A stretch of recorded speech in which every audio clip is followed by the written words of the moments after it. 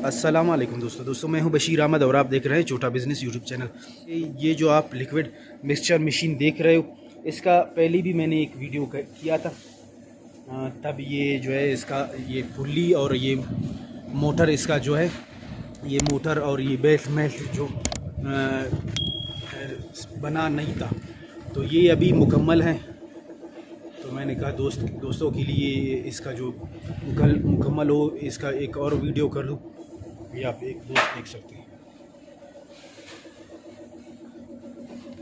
ये थोड़ा मिट्टी लगा हुआ है तो आप दोस्त गुजारा कर लें।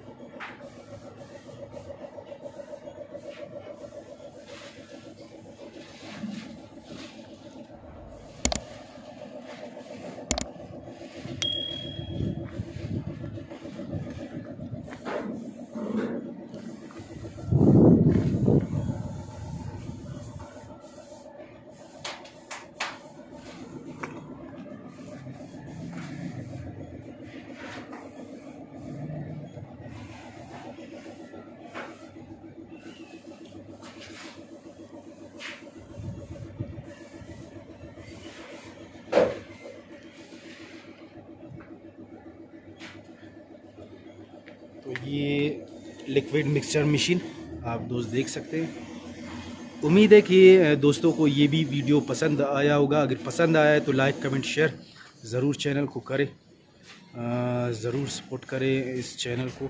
इस चैनल में आपसे मशीनरी की मुतालिक वीडियो मिलती रहेंगी। मैं मिलूँगा दोस्तों से नेक्स्ट वीडियो में, तब तक के लिए अल्लाह हाफ़िज़।